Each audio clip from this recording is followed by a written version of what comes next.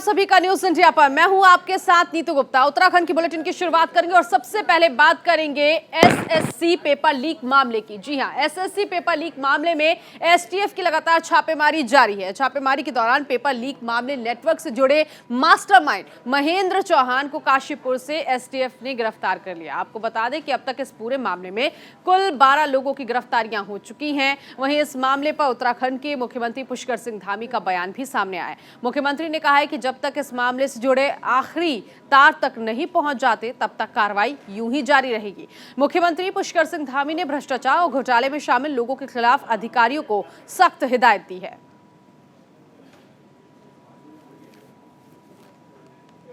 उसकी पूरी परत सारी चीज़ें उसकी पूरी परत जब तक खुलकर नहीं आएगी तब तक ये अभियान चलता रहेगा, क्योंकि दूध का दूध होना चाहिए और पानी का पानी। तो मुख्यमंत्री पुष्कर सिंह धामी जिन्होंने कहा कि जब तक इस पेपर लीक मामले में आखिरी तार तक नहीं पहुंच जाते तब तक ये कार्रवाई इसी तरह से जारी रहेगी। अभी तक एसटीएफ ने कार्रवाई करते हुए 12 लोगों को गिरफ्तार किया है जिन्होंने पेपर लीक मामले में पेपर लीक कराया है। देहरादून से हितेश इस वक्त हमारे साथ जुड़ गए हैं इसी खबर पर आगे की जानकारी के लिए। हितेश, सबसे पहले तो बताइए कि जो एसएससी पेपर लीक मामला है जिसमें एसटीएफ ने कार्रवाई की, 12 लोगों को गिरफ्तार किया है, इस मामले से जुड़े जो अभी तक की जानकारियां हैं वो क्या कुछ है और जिन 12 लोगों को गिरफ्तार किया गया है क्या इनसे पूछताछ हो पाई है?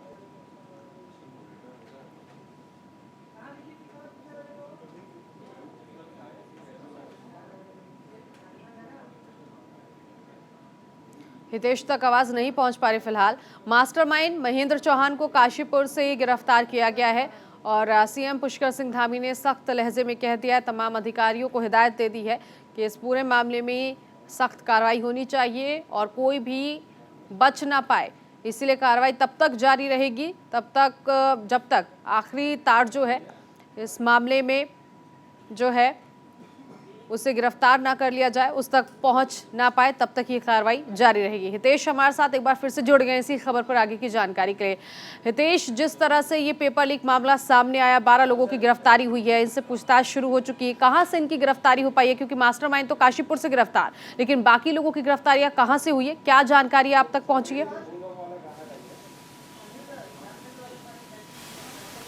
जी बिल्कुल, देखिए जिस तरह से यूकी ट्रिपल एससी का जो मामला है ये बेहद संवेदनशील होता जा रहा है और जिस तरह से मुख्यमंत्री भी इसको लेकर बहुत ज़्यादा सीरियस और गंभीर दिखाई दे रहे हैं और इसमें अभी तक 7 गिरफ्तारियां हुई हैं। गिरफ्तारी इसमें जो इसका मुख्य आरोपी है वो काशीपुर से गिरफ्तार हुआ है और सबसे बड़ी बात अगर हम बात करें तो एक इसमें एसपी का गनर है, उसको भी यहाँ पर गिरफ्तार किया गया है। लेकिन जिस तरह से कांग्रेस पार्टी लगातार बीजेपी पर हमलावर है तो उसी को देखते हुए कहीं ना कहीं जिस तरह से एसटीएफ की ताबड़तोड़ कार्रवाई हो रही है और इसमें एक बताया ये भी जा रहा है कि जो कांग्रेस के एक नेता हैं उनका बेटा भी इस मामले में संलिप्त है, क्योंकि जिस तरह से भुवन कापड़ी ने यूके ट्रिपल एससी के मामले को मुखरता के साथ उठाया था तो कहीं ना कहीं कांग्रेस लगातार इस मामले में घिरती भी नजर आ रही है और बीजेपी लगातार इस पर श्वेत पत्र जारी करने की बात भी कर रही है। जी ऐसे में हितेश, क्योंकि जिस तरह से आप जानकारी दे रहे हैं कि कांग्रेस नेता का बेटा भी इस पूरे मामले में संलिप्त है, इसीलिए मुख्यमंत्री ने भी कहा है कि जांच तब तक होनी चाहिए जब तक आखिरी तार तक ना पहुंचा जा सके, तब तक ये कार्रवाई इसी तरह से जारी रहेगी। लेकिन मुझे जरा ये बताइए कि किस तरह से इस पूरे मामले का खुलासा हुआ, कैसे इस मामले का खुलासा हुआ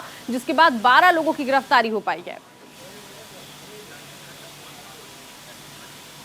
जी बिल्कुल, जब त्रिवेंद्र सिंह रावत की सरकार थी तो तब भी यूके ट्रिपल एससी का एक मामला सामने आया था जिसमें जो पेपर था वो लीक होने का मामला उसमें सामने आया था, उसमें भी ताबड़तोड़ कार्रवाई हुई थी। लेकिन इस बार जिस तरह से कांग्रेस पार्टी के जो भुवन कापड़ी हैं, खटीमा से विधायक हैं, उन्होंने जिस तरह से यूके ट्रिपल एससी के मामले को उठाया और धांधली का मामला उठाया तो मुख्यमंत्री ने इसमें तत्काल जाँच के आदेश किए और इसमें 4 कार्रवाई तुरंत हुई। इसमें 5 से 6 लोगों की गिरफ्तारियाँ हुई।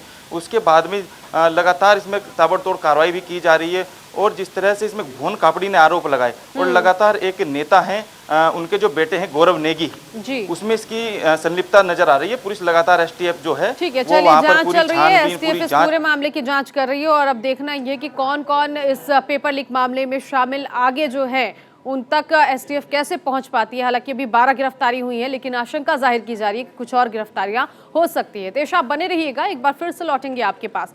आगे बढ़ेंगे, वरिष्ठ कांग्रेस नेता हरीश रावत एक बार फिर से चर्चा में है, क्योंकि उन्होंने एक बार फिर कांग्रेस मुख्यालय में पार्टी का आयोजन किया और इस पार्टी में कांग्रेस कार्यकर्ताओं और वहां मौजूद लोगों को भुट्टा खिलाया। हरीश रावत ने बताया कि देश और प्रदेश में बढ़ती महंगाई और बेरोजगारी को देखते हुए आगामी 5 अगस्त को कांग्रेस पूरे देश भर में बड़ा प्रदर्शन करने जा रही है। देहरादून में कांग्रेसी राजभवन का घेराव करेंगे। हरीश रावत ने अपनी भुट्टा पार्टी को महंगाई और बेरोजगारी से जोड़ते हुए कहा कि आधा भुट्टा खाएंगे, गवर्नर हाउस घेरेंगे।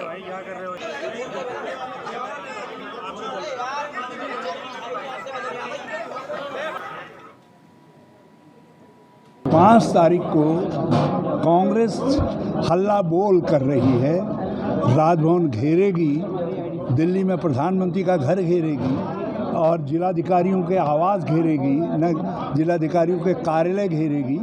तो उस महंगाई घटाओ, रोजगार बढ़ाओ, अग्निपथ जो हमारे नौजवानों के भविष्य के लिए मौत का पथ साबित हो रहा है, उसको बंद करो, देश के विकास को आगे बढ़ाओ। इन सब सवालों पर हमारा हल्ला बोल है।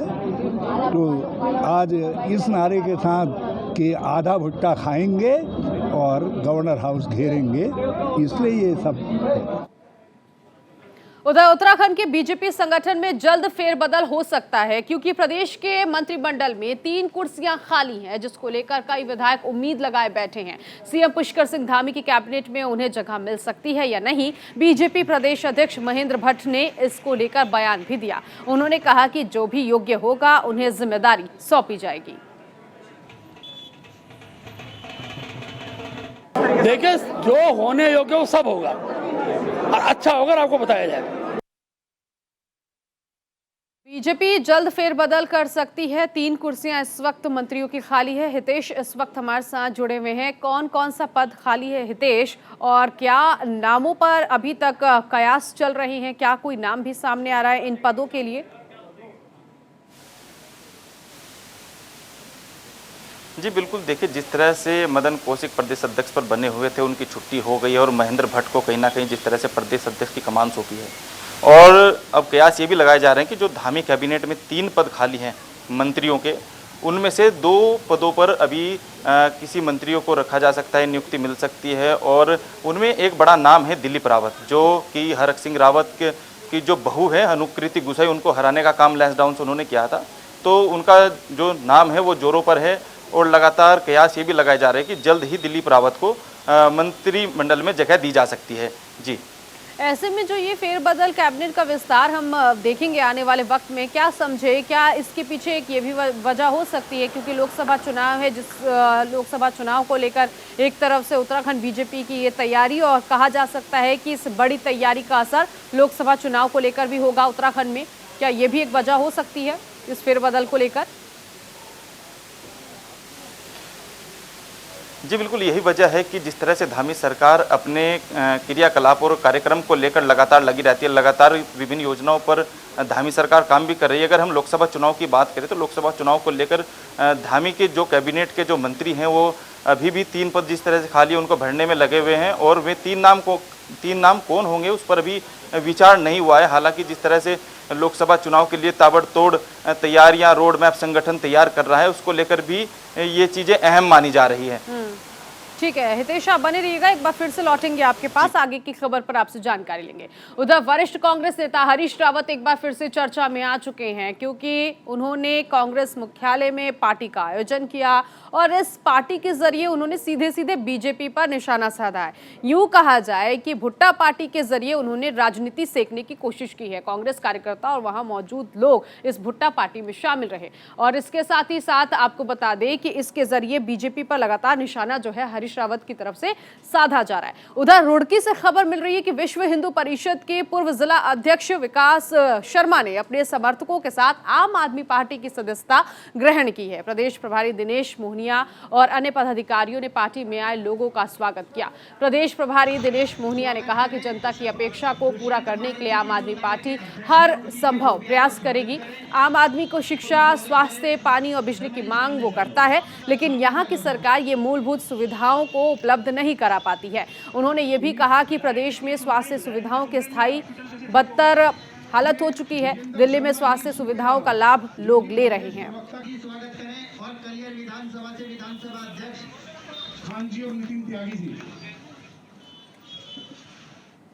केजरीवाल जी के विकास कार्यों को देखते हुए सबको साथ लेकर चलने वाले और दिल्ली का जो मॉडल और जो चिकित्सा, शिक्षा जो उनके द्वारा एक मॉडल के रूप में करी गई और जो विकास का कार्य किया गया, तो उससे प्रेरित होकर मैंने आम आदमी पार्टी ज्वाइन करी। तो 150 कार्यकर्ताओं के साथ आज मैंने आम आदमी पार्टी की ज्वाइनिंग करी। सबसे पहले मैं विश्व हिंदू परिषद में रहा, भारतीय किसान यूनियन में रहा। मैं राजनीति में आऊँ सेवा करने के लिए और समस्त नगरवासियों के लिए, क्षेत्रवासियों के लिए एक सेवक के रूप में कार्य करूँगा और अधिक से अधिक ऊर्जा के साथ जितने भी उनके काम होंगे, कुछ होंगे, एक सेवक के रूप में कार्य करूँगा। बढ़ रहा है और जिस तरीके से काम की राजनीति दिल्ली और पंजाब में हो रही है, उसको देख के ना केवल उत्तराखंड बल्कि पूरे देश में आज लोग आम आदमी पार्टी को एक उम्मीद के रूप में देख रहे हैं। इसी कड़ी में आज रुड़की में शर्मा जी ने आम आदमी पार्टी ज्वाइन की है। उनके साथ सैकड़ों समर्थकों ने भी आम आदमी पार्टी ज्वाइन की है। आम आदमी पार्टी का परिवार, उसका कारवां लगातार आगे बढ़ रहा है। बिल्कुल, न केवल उत्तराखंड में बल्कि पूरे देश में आज लोग ये मान रहे हैं कि आम आदमी पार्टी एक ऐसी पार्टी है जो भारतीय जनता पार्टी को टक्कर दे सकती है। आम आदमी पार्टी ही इनका मुकाबला कर सकती है। उधर हरिद्वार के बहादुराबाद में प्रियदर्शनी कामकाजी महिला छात्रावास में रह रही छात्राओं ने अपनी समस्याओं को लेकर हंगामा किया, जिसके बाद क्षेत्रीय विधायक और बाल विकास अधिकारी छात्रावास पहुंचे। आपको बता दें कि छात्रावास को पीपीपी मोड पर देने के बाद से समस्याएं होने लगी। छात्राओं ने बताया कि आसपास के क्षेत्र की कंपनियों में कार्यरत 19 युवतियां छात्रावास में रहती हैं। पीपीपी मोड पर देने के बाद से सभी को बाहर निकाला जा रहा है। इसके साथ ही कमरों का किराया भी बढ़ा दिया गया। किसी भी प्रकार की सुविधाएं नहीं दी जा रही हैं। सर समस्या ये है, हमारा ना 1000 रुपये रेंट था, तो एकदम से इन्होंने 6600 कर दिए। तो सर हम ये चाह रहे हैं कि हम यहीं रहें, और इन्होंने ना हमसे ये बोला, मैं अपने घर से आई हुई थी तभी इन्होंने ये बोला कि रूम खाली करो। तो सर मैंने रूम भी नहीं देखा था कहीं, इन्होंने बोला नहीं आज ही तुम्हें खाली करना है। तो मैंने ना फिर इस बात में कोई डिसीजन नहीं लिया। फिर सर ये था 1000 रुपये था, सर हमारा 2000 हो जाए, शायद हम इतना ही दे सकते हैं। हमारी 8-10 हज़ार रुपये सर सैलरी है, हम इतना नहीं पे कर पाएंगे, इसलिए बस सर यही प्रॉब्लम थी। हमारी तो आशा सरकार से जुड़ी हुई है कि हमारी मदद करें। हम लोग मतलब कहाँ जाएंगे, हम लोग यहाँ पे कम पैसों की वजह से रहने सर ये महिला कामकाजी छात्रावास सर हमारे लिए ही तो बना है, और ये बोल रहे हैं 2 महीने के लिए तुम चले जाओ फिर आ जाना। छात्रावास पहले तो सरकारी रूप से चल रहा था, अभी जनवरी से पीपी मोड में गया है, तो चार्ज हैंडओवर हुआ है अभी 12 जुलाई को। तो अभी जो पीपी मोड में जिस कंपनी ने लिया उनके द्वारा ये चलाया जा रहा है हॉस्टल। समाधान ये होगा कि जो रूल के अकॉर्डिंग जो भी होगा वो दोनों तरफ से रहेगा, इधर से भी जो कंपनी की तरफ से भी और छात्राओं की तरफ से भी। देखिए ये इंदिरा कामकाजी महिला छात्रावास है, वर्किंग हॉस्टल फॉर वुमेन है, और ये कांग्रेस की सरकार में इसका बनाया गया था। जब से ये चल रहा है, अब इसमें कुछ चीज़ें ख़राब की जा रही हैं। इसको पीपीपी मोड में दिया गया है, और पीपीपी मोड में देने के बाद इसका सीधा किराया जो सुनने में आ रहा है, अभी मेरी बात हुई है तो वो अभी तो मना ही कर रहे हैं, बट जो लड़कियां बता रही है यहाँ की जो रहने वाली है वो कह रही है कि ये 600 गुना इसका किराया बढ़ा दिया गया है। पहले 1000 रुपये पर कमरा था, अब उसको 6000 या 7000 रुपये करने की तैयारी चल रही है। तो यहाँ पे चीज़ें थोड़ी ख़राब हो रही हैं। लड़कियों की शिकायत आई थी रेनोवेट के नाम पे, यहाँ को ठीक करने के नाम पे लड़कियों को दोबारा से बाहर करने की कोशिश की जा रही है, जो कि गलत है। और इसी खबर पर संजय पुंडेर आगे की जानकारी के लिए सहयोगी हमारे साथ जुड़ गए हैं। संजय, हमने छात्राओं को भी सुना, अधिकारियों को भी सुना। पीपीपी मोड आने के बाद से ये रूल, ये नियम बना दिए गए, लेकिन सवाल यहाँ पर ये भी उठता है कि जिस तरह से रूल बनाए गए, बदलाव किया गया, छात्राएं कह रही हैं कि 1000 से सीधे 6000 किराया बढ़ा दिया गया है। अब क्या इन्हें सूचना नहीं दी गई थी? क्या इन्हें वक्त नहीं दिया गया जिसके बाद ये हंगामा देखने को मिला? लेकिन ये तो हरिद्वार के बहादुराबाद क्षेत्र का मामला है, जहां पर एक छात्रावास बनाया गया था। हालांकि ये कामकाजी महिलाओं के लिए बनाया गया था, जिनको अचानक से निकाले जाने के बाद जो महिलाएं थी, जो वहां की छात्राएं थी, वो उन्होंने हंगामा कर दिया। और जिसके बाद स्थानीय विधायक रवि बहादुर ने संज्ञान लेते हुए यहाँ पर पहुंचे। और साथ ही साथ इन महिलाओं का आरोप है कि बीते दिनों से लगातार हम यहाँ रह रहे थे और 1000 रुपये प्रति माह किराया दे रहे थे, लेकिन अचानक से इस छात्रावास को पीपीपी मोड पर दे दिया, जिसके बाद से ही यहाँ का किराया तिगुना कर दिया, यानी इस किराए में वृद्धि की गई है। अब इस छात्रावास का किराया 6000 रुपये हो गया है। हालांकि यहाँ के जो अधिकारी हैं उनका साफ तौर पर कहना है कि इस छात्रावास को रिनोवेट किया जा रहा है, जिस कारण ये खाली कराया गया है। हालांकि इस पर सीधा सीधा सरकार पर भी निशाना साधा है कि ये कांग्रेस के टाइम में बनाया गया था, अब इसको लगातार ही सरकार है जो छेड़छाड़ कर रही है। ऐसे में अब महिलाएं सड़कों पर आ गई है, तो अब देखने वाली बात होगी महिलाएं अब कहां रहेंगी और जिस तरह से किराए में वृद्धि की गई है उसके लिए समाधान किस तरह से किया जाएगा। नीतू, बिल्कुल समाधान और आश्वासन की बात यहाँ पर कही गई, लेकिन संजय, जिस तरह से कहा जा रहा है कि पीपीपी मोड में आ चुका है ये छात्रावास, ये हॉस्टल, क्या इससे पहले भी ये जो हॉस्टल है वो पीपीपी मोड में आया था, ये पहली बार आया है? और अगर पहली बार आया है तो कहीं पर भी अगर हॉस्टल पीपीपी मोड पर आता है तो उसके एक रूल और रेगुलेशन जो है कागजों में लिखे होते हैं, तो क्या ऐसे में जो ये हॉस्टल है, इसके प्रबंधक है, वो उन रूल को फॉलो करते हुए दिख रहे हैं? और अगर फॉलो करते हुए दिख रहे हैं तो ये कहाँ पर जायज़ है कि एकदम से किराया जो है 2 गुनी नहीं, 3 गुनी नहीं, 4 गुनी आपने बढ़ा दी है? देखिए, नहीं तो बीते दिनों से लगातार ही जो छात्रावास था उसमें रेनोवेट का काम चल रहा था, जिसको लेकर जब मीडिया की अधिकारियों से बात हुई होगी तो उनका सीधे तौर पे कहना है कि जो छात्रावास था उसमें कर्मचारियों की कमी देखने को मिल रही थी, जिसके बाद उसे पीपीपी मोड पर दे दिया। हालांकि जिस व्यक्ति ने पीपीपी मोड पर लिया है उसे अब रेनोवेट कराया जा रहा है, जिसके बाद किराए में वृद्धि की गई है। हालांकि जिस तरह सड़कों पर छात्राएं आ गई है, अब इनके सामने परेशानी हो गई है। अब इसको देखते हुए इनके लिए किस तरह का समाधान होता है ये तो आने वाला वक्त ही बताएगा, लेकिन कहीं ना कहीं अब कांग्रेस भी सरकार पर हमलावर होती दिखाई दे रही है। ठीक है संजय, आप बने रहिएगा, एक बार फिर से आएंगे आपके पास, आगे की खबर पर आपसे जानकारी लेंगे। आगे बढ़ेंगे। कोरोना संक्रमण को लेकर हरिद्वार जिले में वैक्सीनेशन अभियान लगातार जारी है। हरिद्वार प्रेम नगर आश्रम की बात की जाए तो यहाँ वैक्सीनेशन कैंप लगाया गया। यहाँ 212 लोगों को बूस्टर डोज दी गई। इस मौके पर वहां मौजूद रेड क्रॉस सचिव डॉक्टर नरेश चौधरी ने बताया कि जंबो साइट वैक्सीनेशन सेंटर पर वैक्सीन लगाने का जो अभियान है वो लगातार जारी है। पतंजलि योग पीठ द्वारा देश और आयुर्वेद को समर्पित विशेष कार्यक्रम का आयोजन किया जा रहा है, जिसमें देश भर से वैज्ञानिक, शिक्षाविद, सरकार की नीति आयोग और आयुष मंत्रालय से विशेषज्ञ शामिल हुए। 1 अगस्त से 4 अगस्त तक चलने वाले इस विशेष कार्यक्रम में इंटरनेशनल कॉन्फ्रेंस के माध्यम से भारतीय पारंपरिक औषधि विज्ञान का समाज पर प्रभाव एवं उद्योग में भारतीय चिकित्सा की संभावनाओं पर शोध पत्र प्रस्तुत किए जाने वाले हैं। हर दिन विशेष रूप से कार्यक्रम होंगे, जिसमें आचार्य बालकृष्ण द्वारा रचित 75 पुस्तकों का विमोचन भी शामिल है। 4 अगस्त को पतंजलि के कार्यकर्ता देश भर में लाखों की संख्या में रक्तदान कर रिकॉर्ड स्थापित करेंगे। इसके साथ ही देश भर में औषधीय पौधों का पौधारोपण भी किया जाएगा।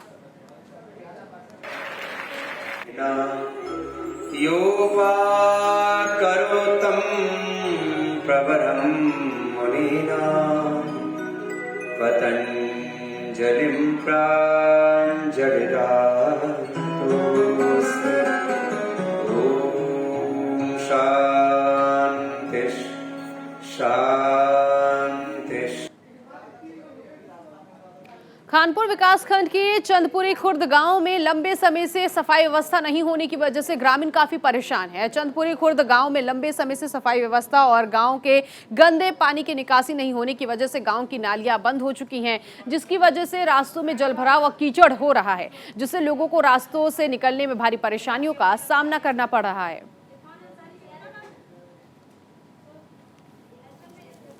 ये कहना है कि हमारे ग्राम पंचायत विकास अधिकारी है वो हर साल जो है कार्य योजना में प्रस्ताव जो है रखे जाते हैं, और मुझे लगता है कि चंद्रपुरी खादर में भी सफाई के लिए जो है अलग से जो है कार्य योजना में रखी होगी। और आगामी अगर वर्तमान समय में अगर सफाई का कार्यक्रम नहीं हुआ है तो आगामी समय में जो है मैं ग्राम विकास अधिकारी, पंचायत विकास अधिकारी दोनों ही हमारी क्षेत्रीय कर्मचारियों को अवगत कराऊंगी और ये अवगत कराऊंगी कि प्रस्ताव में जो है प्रस्तावित करें और जहाँ जिस भी पंचायत में इस तरह की जो है सफाई के लिए आवश्यकता है वहाँ पर जो है सफाई का कार्यक्रम रखें और हर घर हर पंचायत जो है हमारा सफाई होना चाहिए। यह हम सभी के लिए बहुत ही आवश्यक है। और सीएम हेल्पलाइन में भी हमने शिकायत की है, कोई सुनवाई नहीं हुई। एसडीएम साहब के यहाँ भी शिकायत की है, कोई सुनवाई नहीं हुई। और हम ये सफाई अपने आप कर रहे हैं, गांव में इस तरफ कोई ध्यान नहीं दिया जा रहा और बीमारी गंदगी की वजह से फैलती जा रही है। सफाई नहीं करी गई, जो तो हम खुद ही सफा कर रहे हैं, खुद यहाँ से कूड़ा करके उठा रहे हैं। अब आप देखो कितना बुरा हाल हो रहा, पानी भरा पड़ा है जिंगा तिंगा, कोई सफाई नहीं आया, ना किसी की तरफ से, कोई सरकार की तरफ से या कोई गांव के प्रधान की या सरपंच की तरफ से कोई सुविधा नहीं आया बिल्कुल भी। 5 साल में कभी भी यहाँ से सफाई नूनी के प्रधान की जिम्मेदारी हो किनको गांव की सफाई करवा, पूरे उसमें ना यहाँ से जाकर देख लो शहर में गंदगी मिलेगी। तमाम लोगों को आपने सुना, अधिकारियों को भी सुना। संजय लगातार हमारे साथ बने हुए हैं। संजय, लेकिन सवाल इसमें ये है कि आखिर ये कारण सामने आए ही कैसे, क्योंकि बरसात का महीना है और आमतौर पर कीचड़ या गंदगी हो ही जाती है। नगर निगम को तो पहले से ही अलर्ट रखा जाना चाहिए था, हर जगह साफ सफाई का विशेष ध्यान रखना चाहिए था, लेकिन उसके बावजूद अधिकारी जरूर कह रहे हैं कि सफाई करवाई जाएगी, लेकिन ये सफाई अब ये पूरा मामला सामने आने के बाद ही क्यों करवाई जाएगी? पहले से ही इस पे क्यों नहीं ध्यान दिया गया?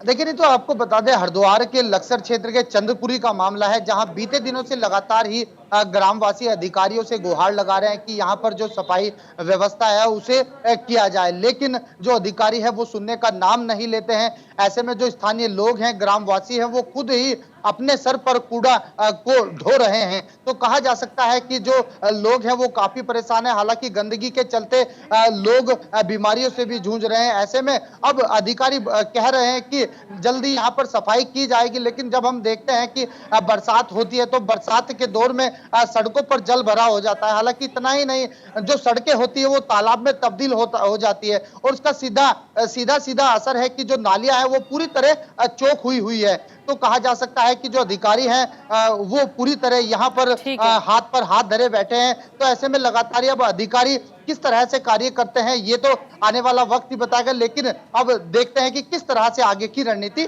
तय होती है। ठीक है, बहुत शुक्रिया संजय इस जानकारी के लिए। तो कुल मिलाकर अधिकारी तो जरूर कह रहे हैं कि साफ सफाई की जाएगी, लेकिन कब तक ये साफ सफाई होगी ये देखने वाली बात होगी।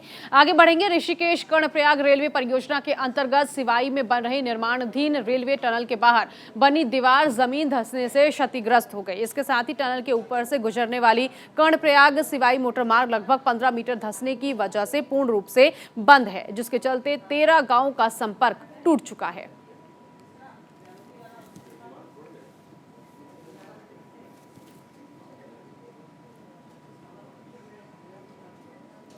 जल ही जीवन है, लेकिन इन दिनों उत्तराखंड के पहाड़ी इलाकों में पानी आफत बनकर लोगों को तबाह कर रही है। भारी बारिश और आसमानी आफत ने लोगों का जीना इन दिनों मुहाल कर दिया है। हर तरफ मलबा ही मलबा है, जिसके कारण आवागमन बाधित हो चुकी है। बद्रीनाथ ऋषिकेश राष्ट्रीय राजमार्ग पर आवागमन ठहर सी गई है। भारी वाहनों पर रोक भी लगा दी गई है।